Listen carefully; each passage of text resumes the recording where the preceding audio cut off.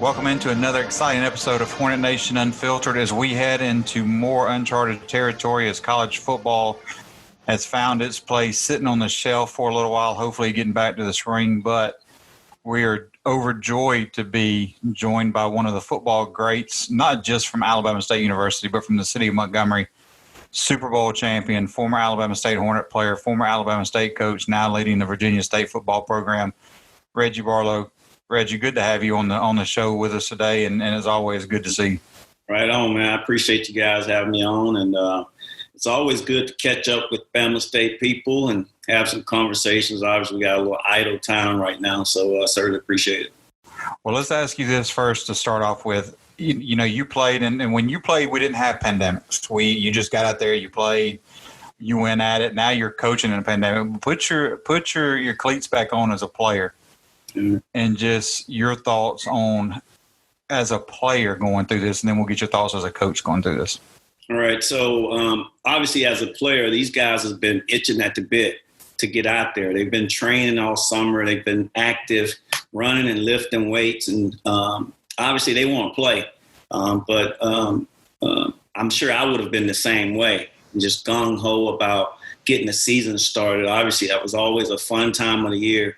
When you're going through camp and then, of course, getting ready to play for your first game. But, we have this saying as a coach, some players you have to save them from themselves, because they're going to work hard and they're going to overdo it. So this is kind of like one of those deals where we all have to save the players and the coaches and everybody from themselves so we can get a good handle on what's taking place and obviously be able to put things in order.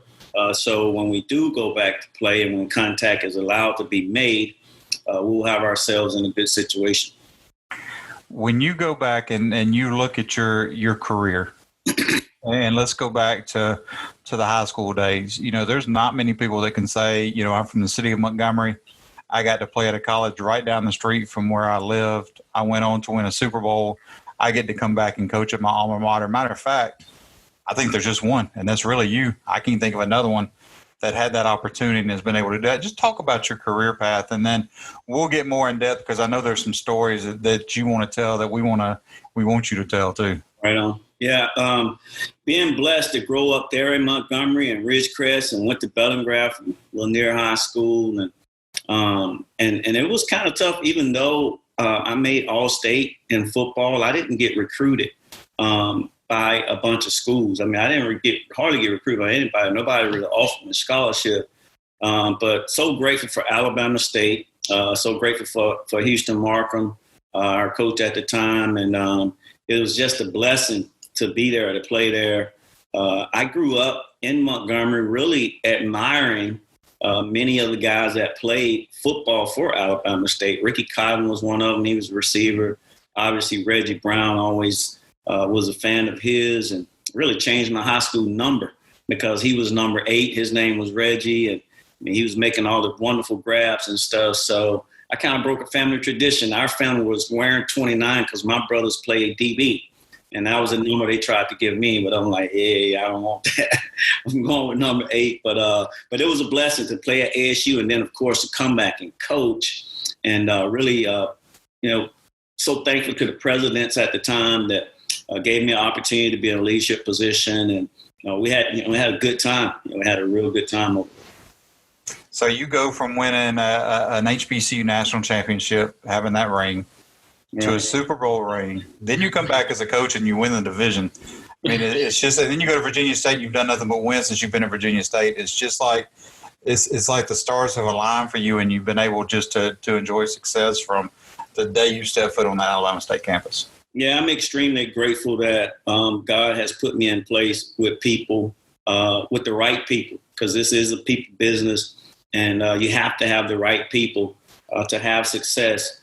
Coach Markham set the standard in 1991, and our leaders, Ricky Jones, Reggie Brown, Eddie Robinson, those guys, LaTroy Gardner, those guys set the foundation of how we're going to attack our season, how we're going to attack practice, and everybody just got in line. I mean, that entire 91 team as a total, I think, had 9 guys that ended up either getting drafted or signing free agent in the NFL, obviously at different years, but there was a lot of talent on that team. And every practice was, we kept stats as freshman receivers because that was the only way we were going to get our name in the paper is we got to post our own little paper in the dorm. So it was competitive.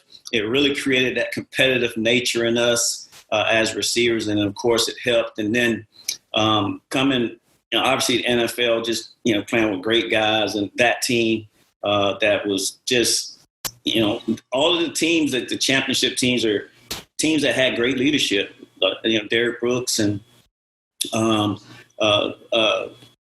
Warren Sapp, John Lynch, Rondé Barber. Just a really good group. And then the guys that we had at ASU when we won the East and played for the championship, Greg and those guys, not Greg, but Devin Dominguez and that crew. But a really good group. And again, it's about the people that you're around, that you surround yourself with. Some really good assistant coaches. And they made this thing pretty exciting for me.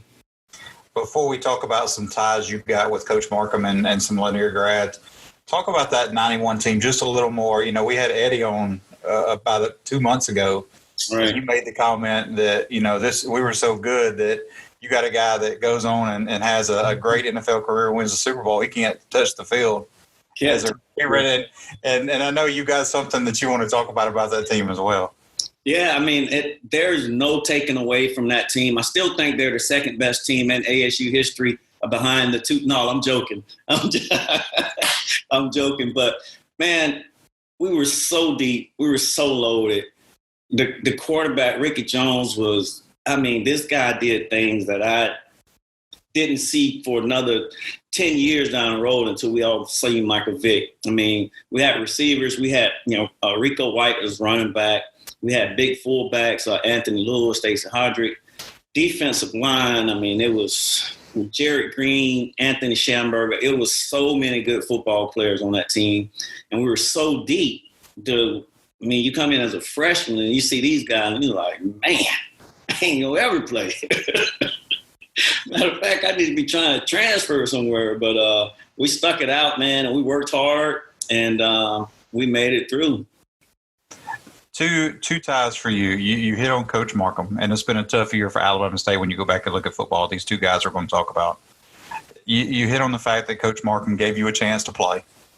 And then, which really got you going and into your professional career in college coaching. What did he mean to you as a person? It's hard to believe it's been a year.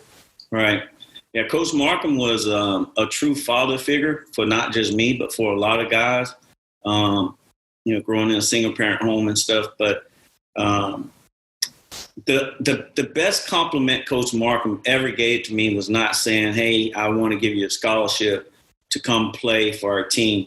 But the best compliment was he said, I want you to be roommates with my son, who was a walk-on punter at the time, who snores extremely loud, but we can talk about that another time. Jesus Christ, this guy. But he wanted me to be roommates with his son, and that just showed what he thought of me. And Eddie Robinson and Lamont and me, we always fussing about who's the favorite. And I still think I was his favorite. Lamont, his own son, is probably 3. Eddie is 2. But Coach was everything, man. He was tough, and when he was putting us through it, he didn't really care for him, honestly. He was tough. He was extremely tough. But he created a mindset that whenever there's adversity, give me more because I can overcome that. And he really set the mindset with us.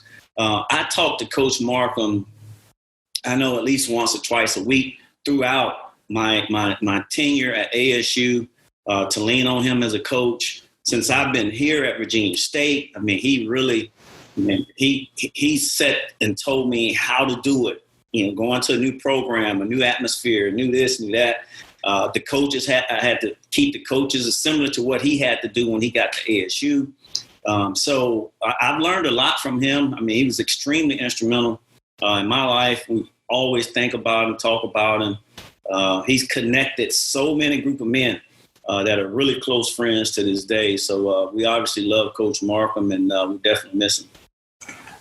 And then let's talk about the more recent Tavares Jackson, the guy that almost followed in your footsteps, went to Bellingraph, went to Lanier, ended up at Alabama State, goes to the NFL, wins the Super Bowl, comes back to coach at Alabama State. It's odd how eerily similar that your paths were.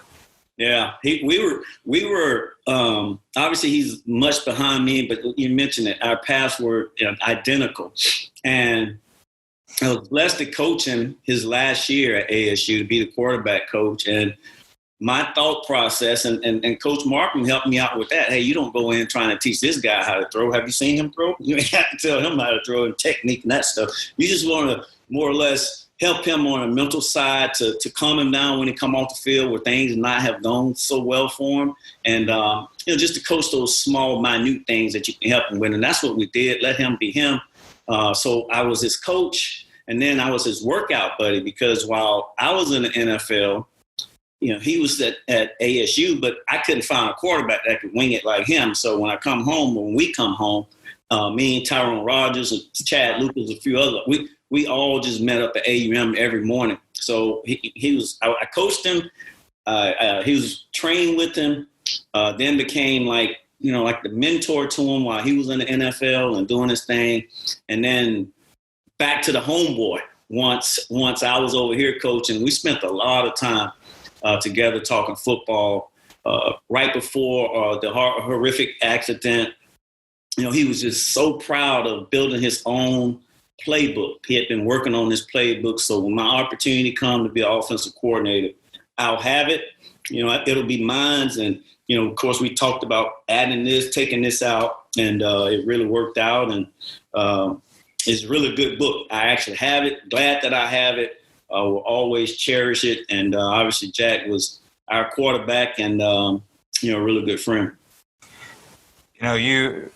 When you go back and you look at your career, you're a fan favorite. We made sure that we were going through and social media wise, we hit you social media this week at Alabama State, and we couldn't hit enter before people were already putting Ridgecrest Reggie and RR, and that's my guy.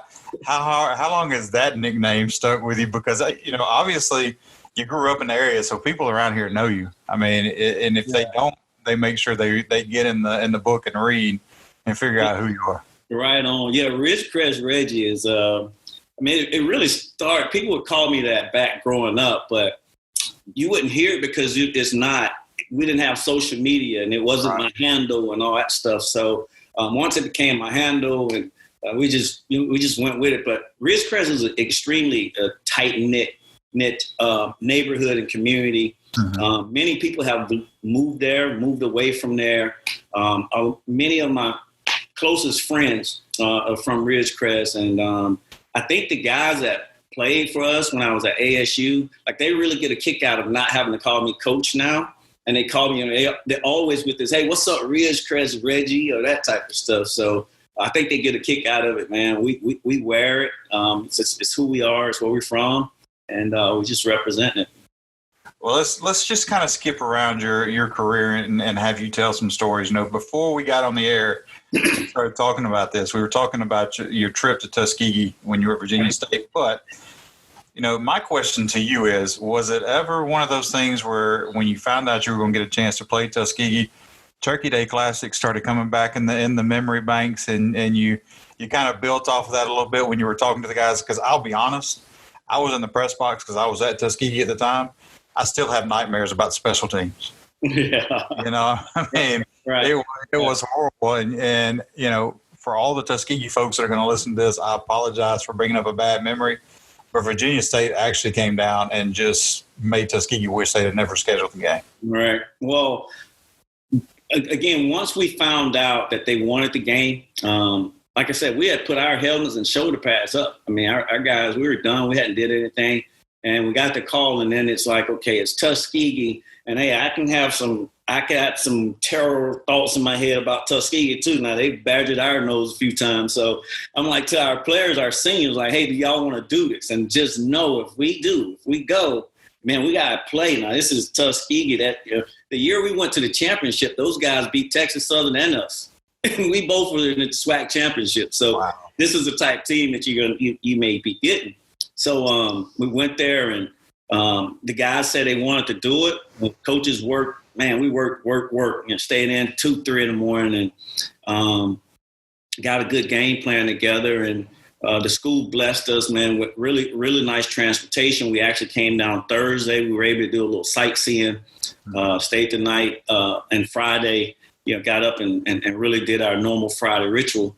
And the guys went out, played hard. I was so thankful. A lot of people from Montgomery came down to the game. All my church members came. So it was a good time to be able to come back home. And that, although it wasn't the Tuskegee normal games, it still was a real good sight for our young men to see and get a chance to play against that team. So that was a special moment. And that was the same Tuskegee team that the year before had gone to the quarters and then went to the second round. And North Greenville did the same thing to Tuskegee in one quarter that you guys did when you came. Talk about that game. And the reason I do that is just talk about that game in particular. When I say special teams, you made a name for yourself when you went to the league on special teams a little bit. Right. Talk about how important that was to you. And if I'm not mistaken, I want to say you had a kickoff in that one game against Tuskegee, a kickoff and a punt return for a touchdown. Yeah, and a blocked field goal. And a blocked field goal that I was trying not to mention because I was trying not to. We almost housed that one, but anyway, it is what it is. So everybody talks about offense and defense. I mean, obviously there's all these gurus that talk about that, and you rarely hear people that go out. And we call it we-fence. So we don't even say special teams, we-fence. It's because it's a combination of a little offense, it's a combination of defense. So it's we-fence. And the first 14 minutes of all of our practice is spent on special teams. And then once we do that and we segment teach everything because it's so important, it'll cost you some games. Then in the middle of practice, we come back and do another 12 minutes of special team practice. So our guys understand the commitment to special teams. They understand how important it is. We do walkthroughs prior to practicing the normal stuff. And there's other teams that are doing this stuff too. So not like we've created something, but we create the mindset of this is important. Yes, you are a defensive back, but we're going to use you in special teams, and that's going to be your contribution to our team until you can earn the starting spot. And I left Alabama State thinking I'm about to break Jerry Rice records. Tom Coughlin said, no, you finna break these punt return records. You're going to be a punt return. So it's like, okay, well, you know your role and get in where you fit in and be the best you can at that. And, and that's what team is about. When you look at your record coaching-wise, you've been at Virginia State now 4 years. Mm-hmm. And we'll start there. We're going to kind of work around a little bit. We're going to skip around a little bit and kind of keep you on your toes so you can't get the next answer ready before we can get the question out. You go 9-2 your first year at Virginia State. Then you absolutely just run through the conference. You go 10-1, 7-0, make the playoffs. I don't know when the last time Virginia State made the playoffs, and you should have made it the year before, to be honest with you. Then you go 4-5 and 18. You come back, you go 8-2 last year. You got 80 wins overall. And then we're going to talk about Alabama State. You go 10, 11, and 12. You tie for first or win the division in each of those 3 years. Right. Did you ever imagine that when you decided to get into coaching that, hey, this is going to happen. It's going to happen this quick? No, I never couldn't imagine it. Our first game as a head coach, we played Jacksonville State. And Jacksonville State, it's a pretty good program. Obviously, it's been, sustained a lot of success. And we win that game, and I'm like, hey, we're owning something here. But I think we might have lost 4 straight out of that. But it was a learning lesson. Our administration, what I love about them was they invested in their own. I didn't have as much coaching experience, but they gave me an opportunity. And a lot of it I had to learn. I learned from our assistant coaches. We had guys that coached at Georgia and Pitt University. So I learned from those guys. I went and sat with people, Tom Coughlin, Houston Markham, those guys. But just having the right guys around you, your assistant coaches. And we tried to develop a language wherever we've been. At ASU, over here, and we communicate by the acronym, the DASH, DASHH, and we try to make that become part of our players and our coaches' fiber. and we write it down. We say it out loud. We make sure that they understand what it means. And then we hold them accountable to it. And I think just having the structure of the same communication skills, the same language, that we're not saying this and the other guy saying this. And then, of course, having really good players. I thought our coaches did an amazing job when we were at ASU in recruiting and bringing the right guys into the program. We were able to get some transfers in there, but we built our program on high school kids. At one point, we had maybe 10, 12 Montgomery guys on the team, which is pretty rare because those guys like to go. You want to go away when you're from there. But so our coaches, Coach Keiss and Coach Bradford, Shannon Harris, Andy Follett, Coach Payne, it was just a lot of guys that contribute into bringing the right guys into our program. And obviously we're blessed by them. They were guys that knew how to be assistant coaches. And obviously the coach get a lot of credit, the head coach, but it's usually those guys behind the scene that are putting in all the work and game plan and all that stuff. But I think it goes to just how we communicate and the things that we are communicating. You talked about the thing about Alabama State is they give guys a chance, give alums a chance to come back. Coach Markham gave you a chance as a player. You said it. You hit it on the very beginning. You didn't get recruited. Coach Markham gave you a chance. Listen to these numbers. Your senior year, 58 receptions, 1,267 yards. Come on now, that's in college. Those are NFL type numbers your senior year, and then you finish your career 133 catches, 2,536 yards, and then you mentioned talking about going in and you're going to break Jerry Rice's records and everything else. But just when you look at a kid from Montgomery that doesn't get it, that is just not getting the offers, and Coach Markham gives you a chance, how much of a chip on your shoulder did you have as a player to come in and then you go through your freshman year and you see how good that team is, right? To be able to put those numbers up, and you go into your senior year and you almost you put the numbers up and it almost doubles what you had previously. Yeah, it's it just goes back to the mindset. It goes back to hard work and dedication, which I wasn't afraid of work. I think that's one of the things that helped me be who I am as a college and high school football player. And I mean, that instinct comes from my mama, Barbara Barlow. She raised 4 boys. Man, we had a paper route before school. This is what our days was like most of the time growing up. Paper route before school, all right? Then come home and get the ink and all that stuff off you and get cleaned up. Head to school, all right? And then we head to school. If your season is in, football, baseball, whatever, you go and practice that. But the day ain't over. We got to go clean these buildings. We had buildings that we used to clean out and was on Perry Hill Road, office buildings and that type of stuff. And it was just about, we're not going to make excuses for what we don't have. We are going to work to get things that we need. And she just set that in all of us. And, thank God for her. My brother, did well in the Navy. I had another brother get drafted for baseball. My youngest brother played basketball at Southern. But it just came from the mindset that she created and the work ethic. And then once I got around guys that really knew the game and played the game the right way, and then Coach Markham with even more work ethic, it just created this real, kind of beast or monster mode in me where I was going to compete, I was going to work hard, and I was just going to be determined to make it. See, I wasn't going to bring up the brother going and playing at another SWAC school, but since you brought it up, how'd you let him get out of Montgomery and go to Southern? Man, he's a little different. Let me say that. I mean, we all played football. He was really good in football. We all played baseball. He was good in baseball. It's just like he just wanted his own identity. We all went to Lanier, and Darryl living in Ridgecrest, like, I'm going to JD. So he went over there. I mean, he had an amazing career over there playing basketball and played there. And then Coach Ben Jones, who has a lot of connections there in Montgomery.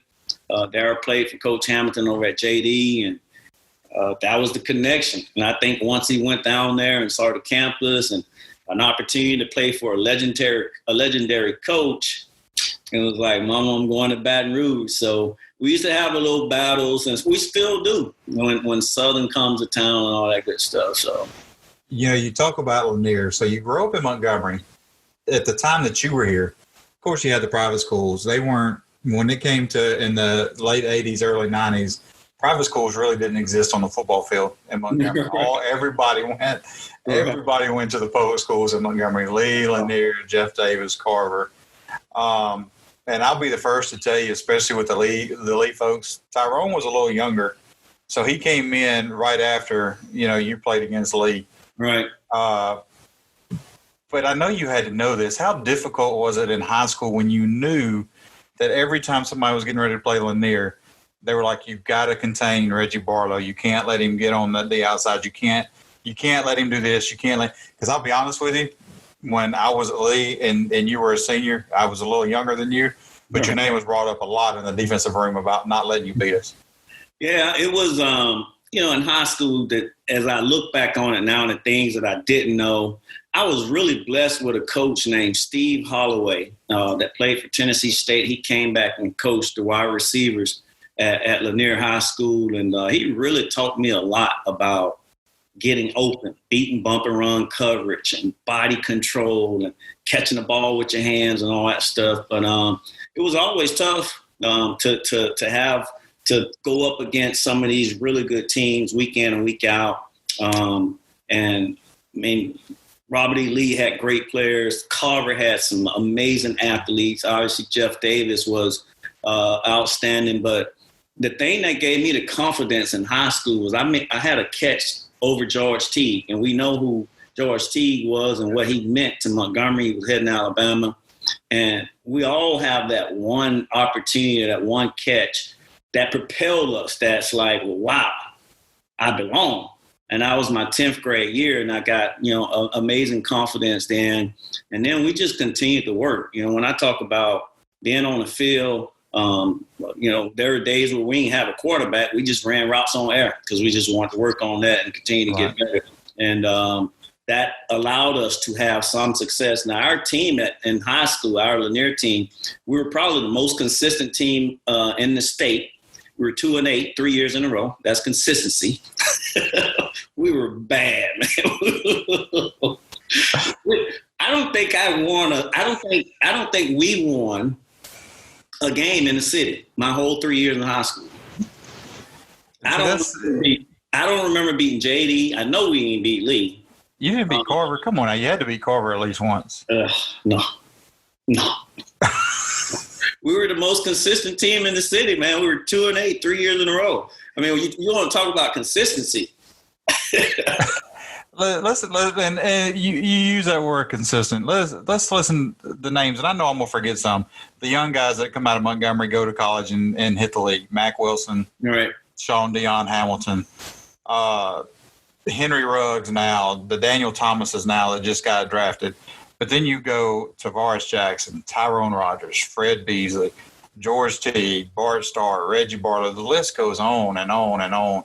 What does it mean for your name anytime a kid is getting ready to go to the draft and they start saying, well, this kid's from Montgomery, he played college football, now he's going to the NFL, and then that list just continues to grow? What does it mean to you to be associated with that list? Yeah, I think it's a blessing being from Montgomery and watching these young guys come up now and doing what they're doing. I was so excited for Mac Wilson, obviously, to get his opportunity. Didn't quite get drafted where he wanted to, but this is a true testament to, hey, man, you just go and you just keep grinding and you keep working. And he did that. And he'll be a starter in that league probably for the next 9 years or so. To see Henry Ruggs, to see all of the guys, Thomas that you mentioned, Deshaun Hamilton. Yep. And I always try to reach out and congratulate and then continue to encourage that. Being from Montgomery, obviously, once you go, that league will suck you up if you don't have the right mindset and you're on it all the time. But we've had a lot of guys go. These guys have done a really good job. We had guys go when we were at ASU. They didn't all stay around and play long. Greg Jenkins and those guys. But we spent a lot of time talking about the expectations and the mindset that you got to have when you go to the league. But it is a blessing to be named amongst some of our great guys that have came and played football in Montgomery. You know, and we're going to talk about the team that's on the blanket behind you that you're sitting on. But you know, you get drafted in the 4th round by Jacksonville in '96.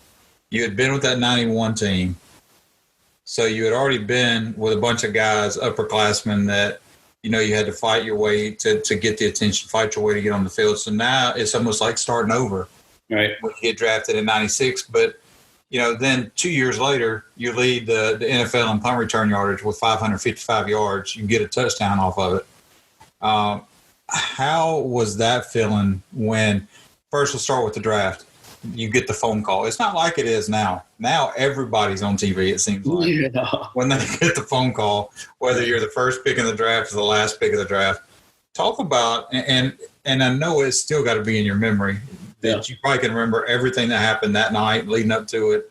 The phone rings. Just walk us through that whole moment. Right. Yeah, it was. You know, obviously you hear with these gurus for the draft, hey, you're gonna go between the 3rd and the 5th. That was kind of what I was hearing. So it's like, well, do we sit and watch it in the 3rd round, or I don't want to sit here and watch all of this and not get picked? But I did. I got talked into it. Didn't get drafted in the 3rd round first day. Sunday morning, my agent had called me Saturday night and was like, hey, be ready to be gone off that thing early Sunday morning. So get up and, you know, have yourself ready to go. So we wake up and we're sitting there watching the draft at my mom's place, 168 Azalea Drive. Mind you, let me add this to the story. We had never had cable TV until the week of the draft. Never. So this is new stuff for us, man. We got BET, we got the MTV. This is pretty good. ESPN, Jesus Christ. So, but anyway, we're sitting there watching, and my brother Darryl was off to college. My oldest brother was in the military in Guam. So it was just me and my next to the oldest brother, Clement, and my mom. Mm-hmm. And true form, my mama loved the Lord now. She loved the Lord. And she walked in there and said, Reggie, if they don't call you in the next 10 minutes, I won't be able to see you because I'm not going to be late for church. She was already dressed.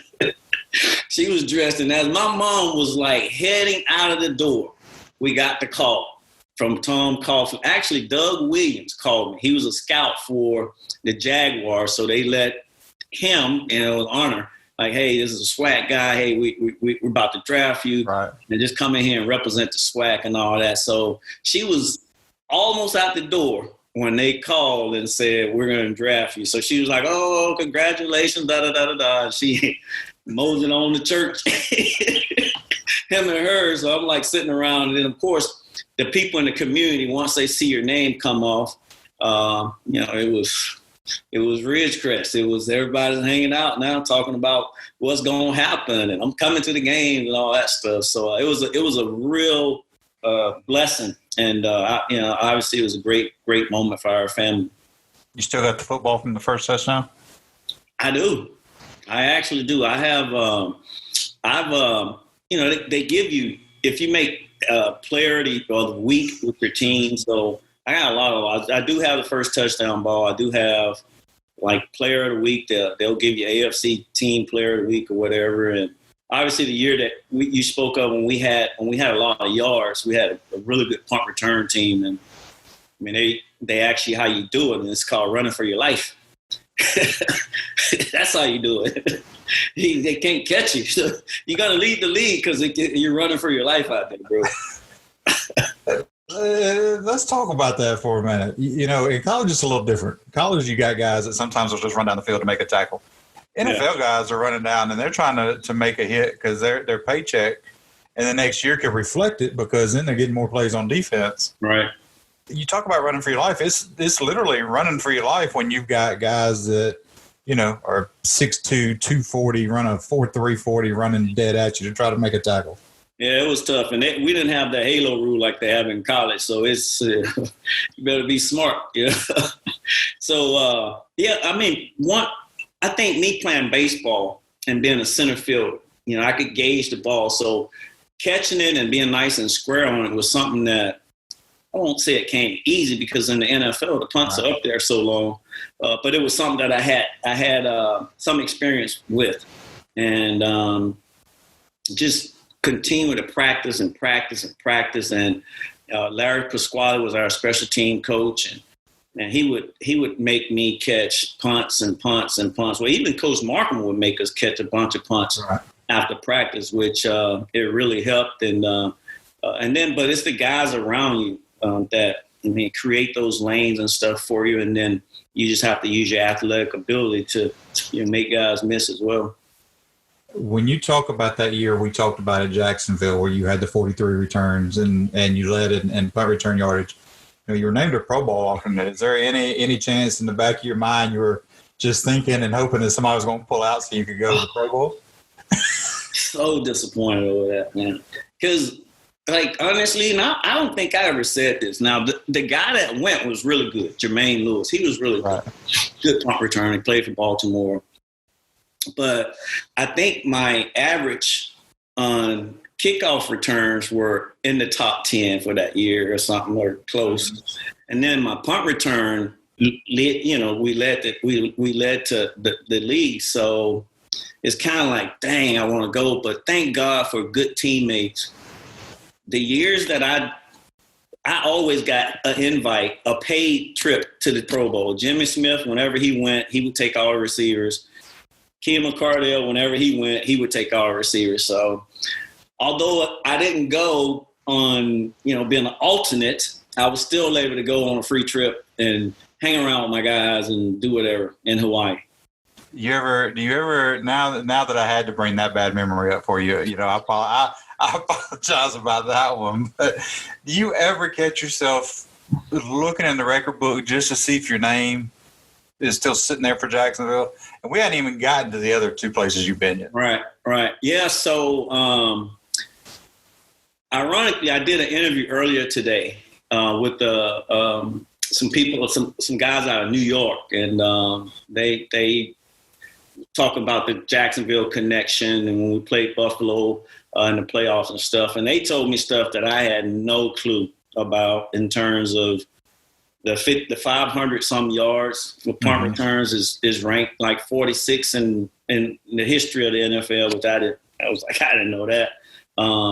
The Jaguar records in terms of yards, combined yards and all that stuff, I've not seen anything, but I'm sure because people move around so much now. I was able to be there for 5 years and really be able to put some numbers together. So I would imagine I'd hope I'm maybe in the top 10, maybe. You're still on the leaderboard. They don't have exactly. I didn't want to get into the record book because I didn't want to have to look it up for you and tell you. And so I've already disappointed you and brought up the bad memories of your freshman year at State and in Hawaii.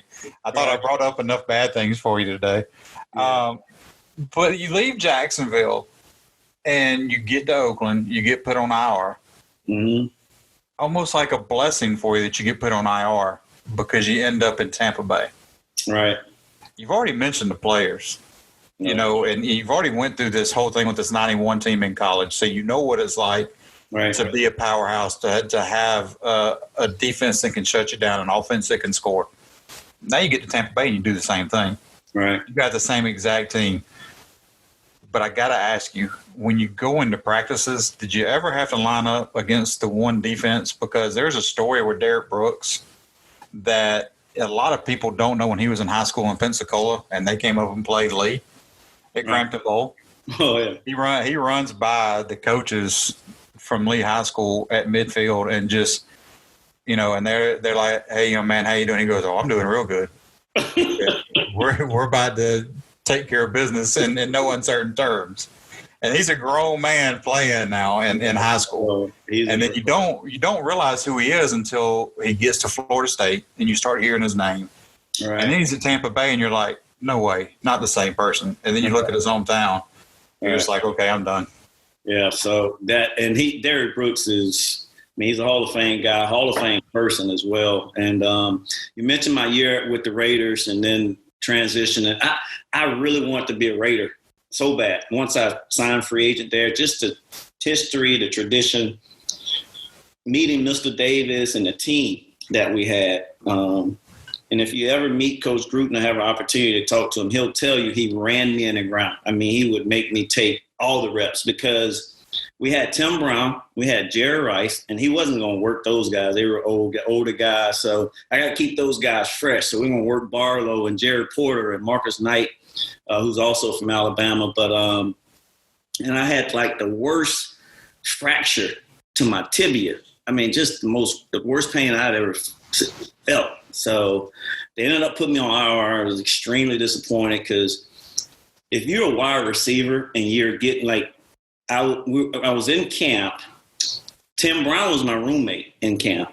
And, you know, so this is Notre Dame Tim Brown. So I talked his head off just asking questions all the time. But it was Tim Brown, it was Jerry Rice, and Fred Biletnikoff was our receiver coach.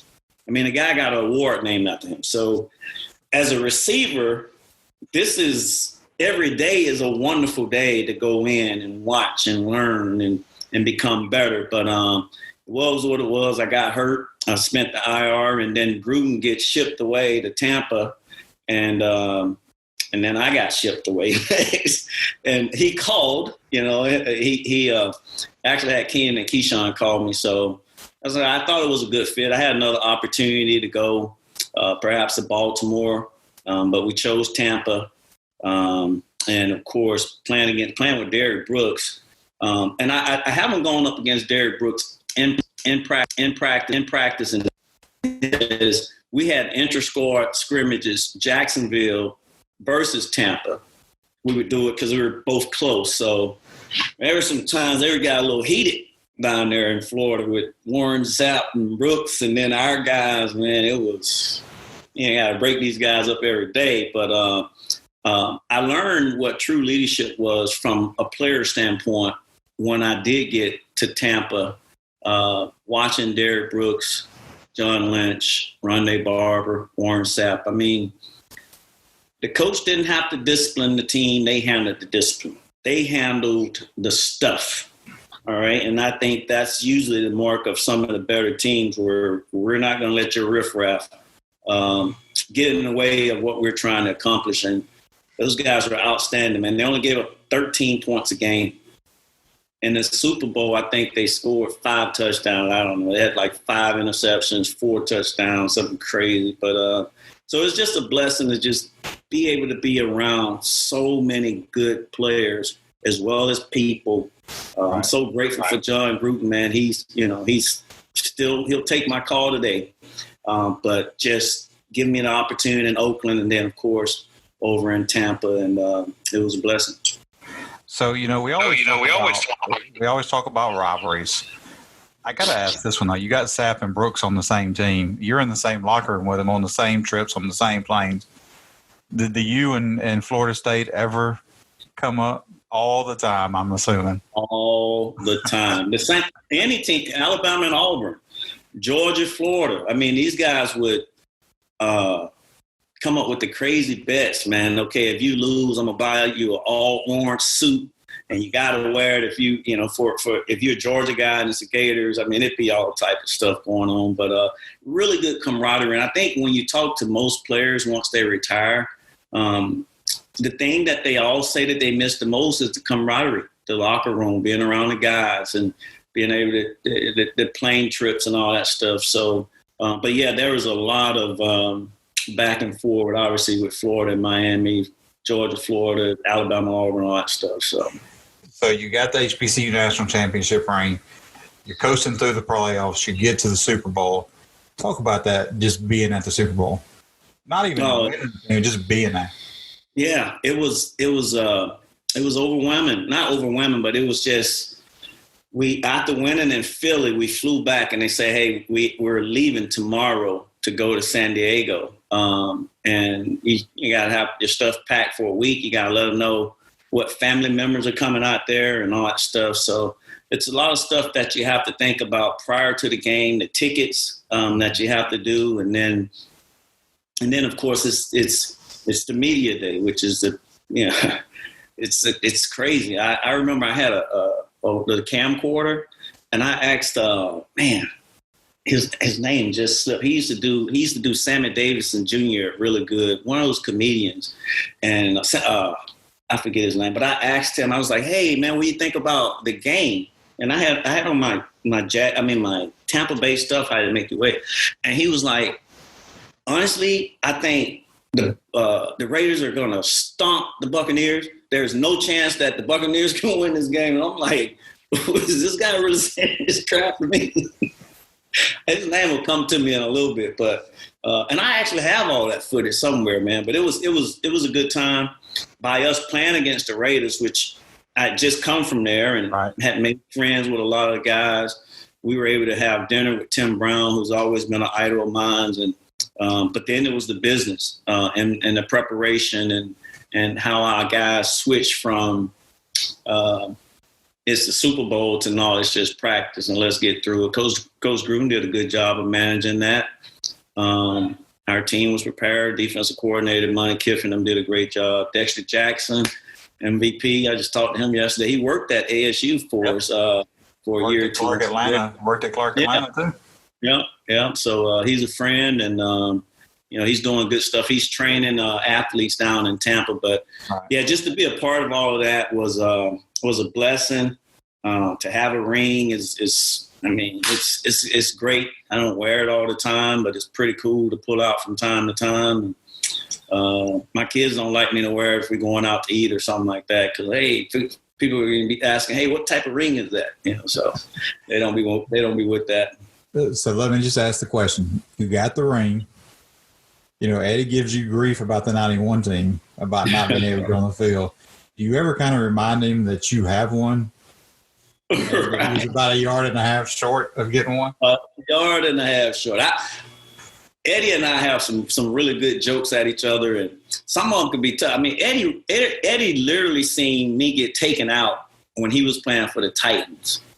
And I had a concussion, I think, or something. And I remember Eddie just standing over me like, like, you going to get up?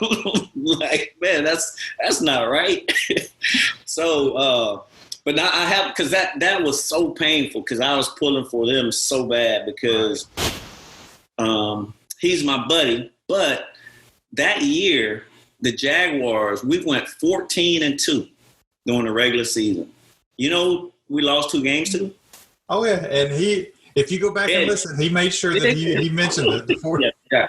And then we play them in the playoffs and lose. So, those are that year, although it was a historic year for us, the way that it ended, I fumbled a punt in the game, which I'd never gone back to look at it. I was just like, I can't do it. And then one year I was sitting watching TV that NFL films, and there he goes. Barlow fumbled a punt. I was like, oh, God. Turn that off. But it was part of the game, man, and it was an awful feeling. Jesus Christ, it was a bad feeling. But, we still had our opportunities, but, it just didn't happen that day. When you go back and look at your career and you look at the guys you lined up with in practices or in games in college, and besides Eddie, ever have any fun with them on the field while you're playing? Yeah, from time to time. There is a guy, matter of fact, I'm his profile picture on Facebook because he's like cleaning me out.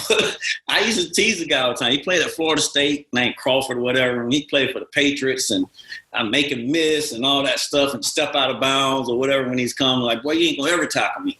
Just that type of stuff. It was him, but I wasn't so much of a talker because all of my energy, I just needed to be able to compete and make plays or whatever, try to make plays. But from time to time, I mean, you build a relationship with guys over the summertime that you train with, like Coach Rogers.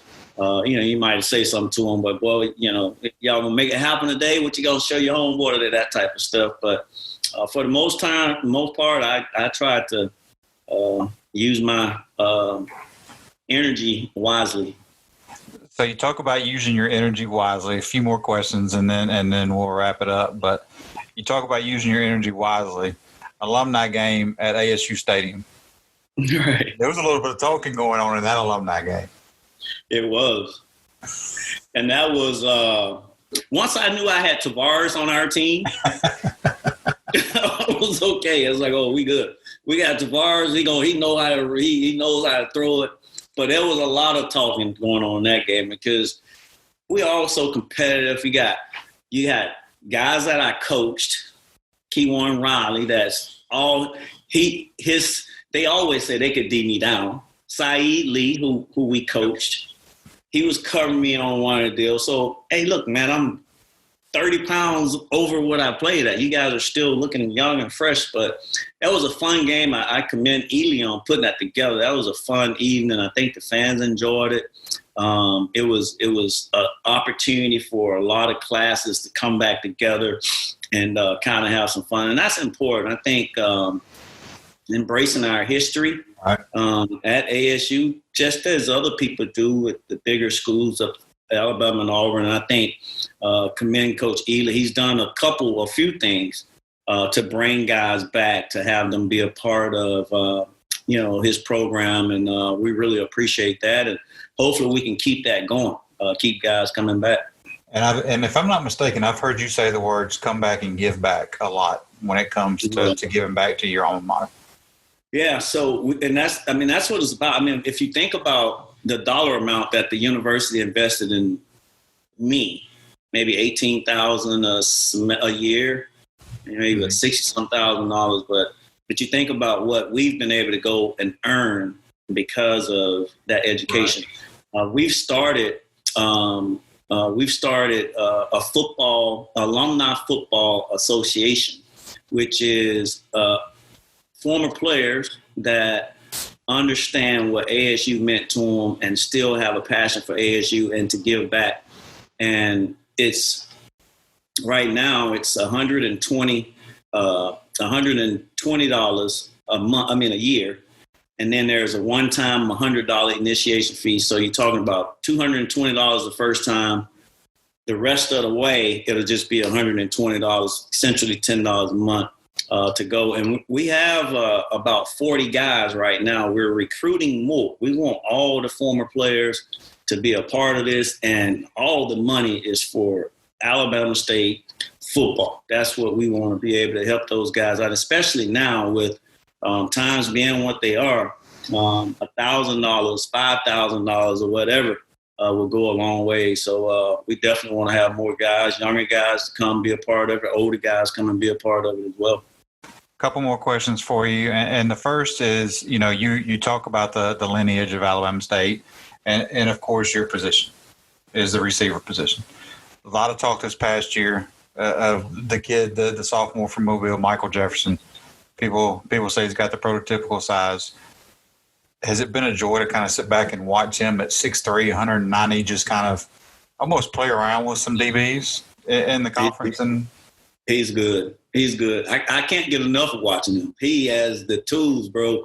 He can play. He's big. He can run routes. He catches the ball well. He got great body control.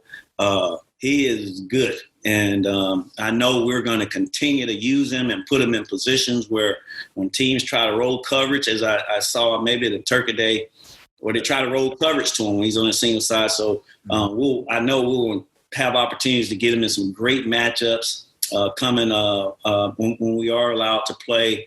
But he's been a joy to watch, and it's so encouraging to see young men from our state, from Mobile, to come to ASU and is making his own way.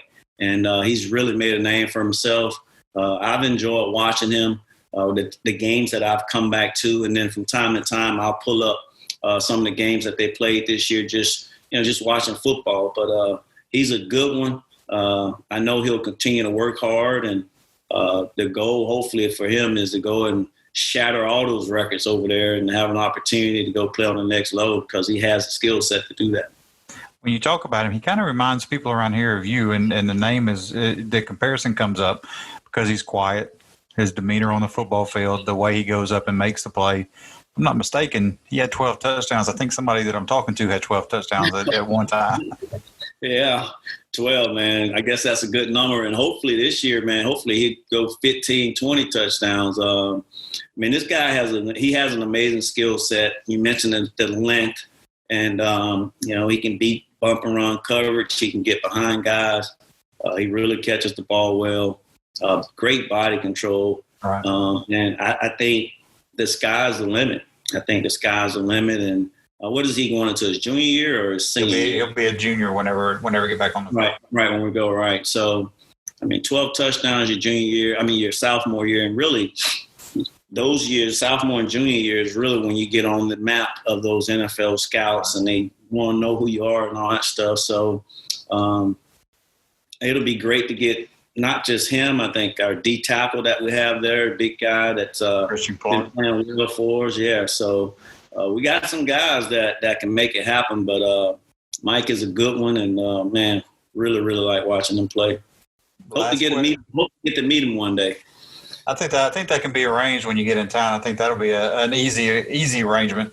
Kind of be like he might be with you what you were with Tim Brown when you first shake hands and right. Yeah. Right. But the last thing, you played all of your games at Crampton Bowl. Mm-hmm. You got a chance to come out of the tunnel or at the new stadium. Right. Not talking about the game. Let's forget about the game, the first game inside the stadium. Just what is it like for you as a player, a former player, to come back and come out of the tunnel as a coach in that new stadium? Man, it was like a sleeping baby. I waking up crying every minute thinking about it. Like this is. I was overwhelmed with so much joy, excitement for guys that had laid the foundation that. Didn't get to go through the locker room. Guys that I played with, Coach Markham, the stadium was electric. The locker room and the build-up and all that stuff, man, it was we had tears in our eyes in there. It was an emotional time. I commend our administration. Obviously, taking on a project like that, it takes some time. And to get it done, in a manner for that game was huge for us, and we'll always remember that. It was a great time. I tell people, man, I've been a lot of places and I've experienced a lot of stuff, but the best times in my life has really been associated with Alabama State as a student athlete, and then of course being able to come back and coach football there. So met a lot of good people, and I'm just grateful that ASU is a part of my fiber, and just proud to have had my experiences take place there. From a Montgomery native to an Alabama State legend to an HBCU national champion to a record holder in the NFL, Super Bowl champion, head coach of his alma mater, division champion, CIAA champion at Virginia State, to a man that has a full neighborhood behind him, that he's earned the nickname from the neighborhood as Ridgecrest Reggie. This is the last thing. What does all that mean to you when you think about all that and what you're associated with? Yeah, it's humbling. It's extremely humbling. Again, the credit of who I am and who we've become, it starts with the lady that I mentioned, my mom, and the way that she raised us to be a blessing to people. And it's not about you, and to be the best that you can. So it starts with all of that. And then, as I mentioned, it's really about the people. It's about the people that I've come in contact with, who've molded me, who've helped me. And I'm so grateful for those people, from even the smallest crumb blessings to the big blessings, the teammates, all the people that have given me opportunities. But it's extremely humbling to know that we were blessed to be able to experience all the stuff that we have experienced, and we want to keep it going. Well, folks, that's Reggie Barlow. If you don't know and you didn't know who he was before this podcast, now you know the inside workings of Reggie Barlow. And again, you heard him talk about the Football Foundation. Make sure you reach out if you have any questions about that, Coach. We appreciate your time, and we look forward to many more visits from you down the road. Yes, sir. Appreciate it, man. Thanks for having me on. Yes, sir. As for Reggie Barlow, we come back next week. We'll have another special guest. We're not going to unveil that guest, however, until the day before the podcast, because we want you to listen. This one, though, is one of the best that goes down, and Eddie, I know you're going to want to come back and get back on now that we've talked about you a little bit, and I apologize about the yard and a half, but I told you I was going to bring it up again at some point. That's Reggie Barlow. For Reggie Barlow, this is Travis Strong saying thank you for listening. Until next time. You've been listening to Hornet Nation Unfiltered. We'll be back next week with another special guest from Alabama State's past. Until next time.